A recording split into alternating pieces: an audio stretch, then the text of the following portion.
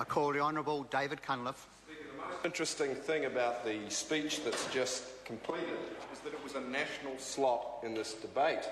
But where are the national ministers? The previous national slot was taken by a Māori Party co-leader, even though they are voting against this, probably the most important piece of national legislation so far in this Parliament. Where are the senior ministers?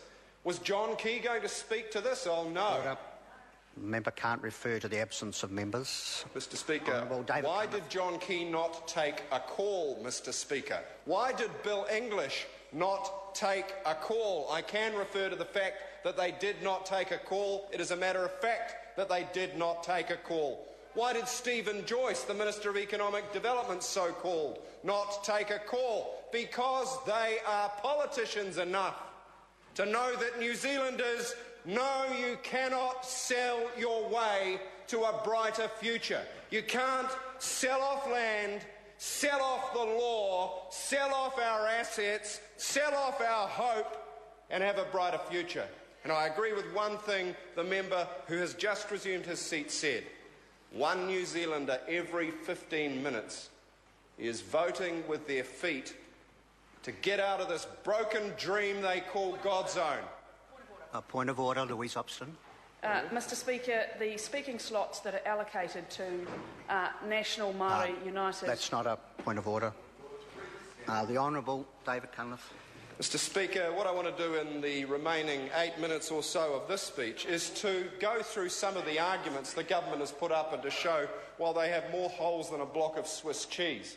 The first one is that you need this to solve public debt. Well, here are the problems with that argument. Firstly, 85% of New Zealand's total international debt is private debt, not public debt. Only 15% public debt, and this still makes the private debt problem worse.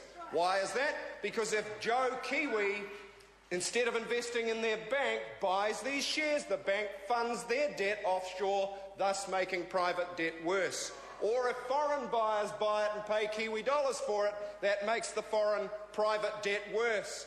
So this will have the opposite effect. So don't, ladies and gentlemen, you allow this government to pull the blue wool over your eyes. This is not a debt reduction measure. This is aligning the pockets of the 1% and the ticket clippers measure. That's what this is about.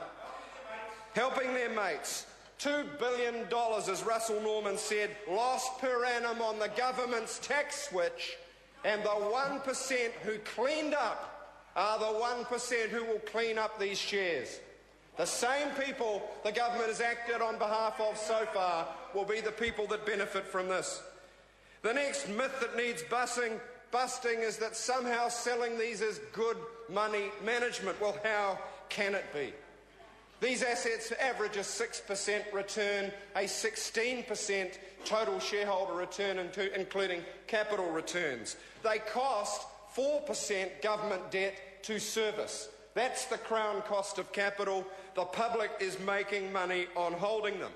Why would a private investor buy them on the current prices for power?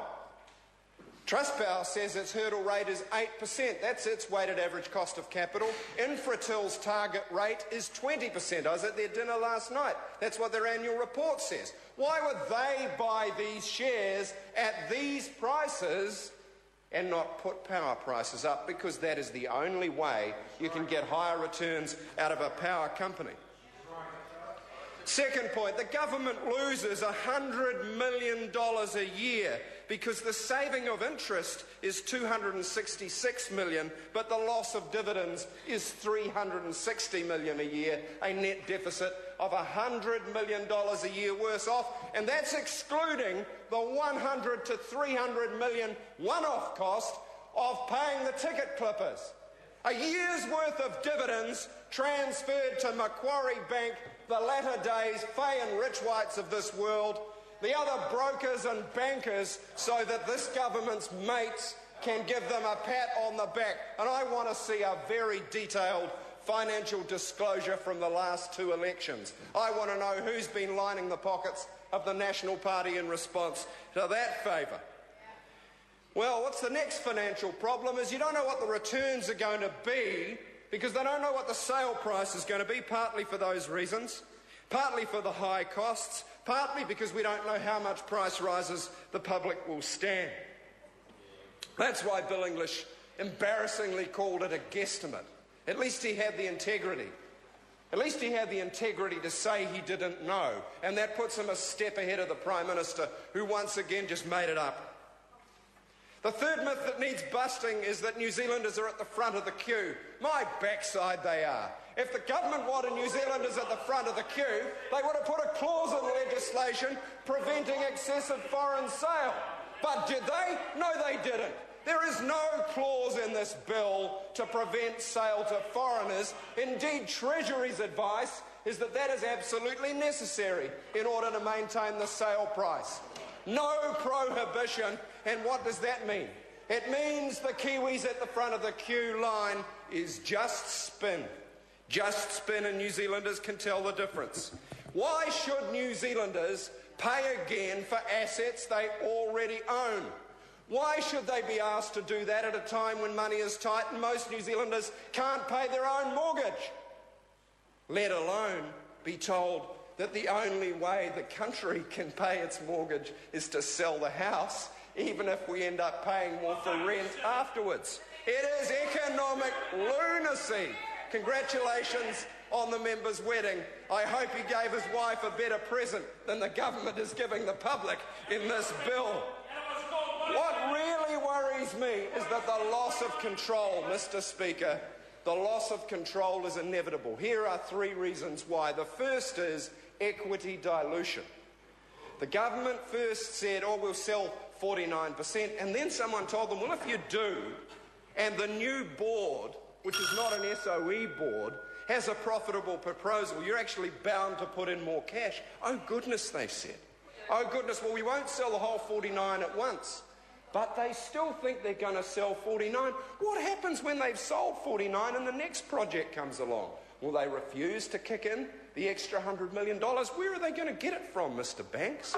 Because this government is winding the New Zealand economy down as fewer and fewer New Zealanders are left to power it up. There's no treaty protection. Here is the sadness of Peter Sharple's position. The government can't have it both ways. Either the whole asset is covered, but the public, the taxpayers, picking up 100% of the risk for 51% of the money, or the Maori Party's been sold a pup. And there is Peter Dunn, as always the swing vote, but unusually this time he matters. This is the Peter Dunn political epitaph bill. He will go down in history as the perpetual 150-pound straw in the wind who this time blew the wrong way. This time who sold out a generation by selling off billions of dollars of their birthright. He can hang his head in shame. I like him, Mr. Speaker. He's an integrity member, but I'm sad for him because his legacy is now one of sadness and shame. New Zealanders don't want this bill. They know you can't pay your mortgage by selling your house. They know your future shouldn't be sold out by selling your past. They know the government's not protecting them from foreign buyers. They know this is economic lunacy. Why does the Prime Minister not have the wisdom, because I can't question his courage, to take a call in this debate? Sorry to interrupt the honourable member. His time has expired. Speaker. I call the Honourable Peter Dunn. Speaker, can I begin by acknowledging the flattery of the member who's just resumed his seat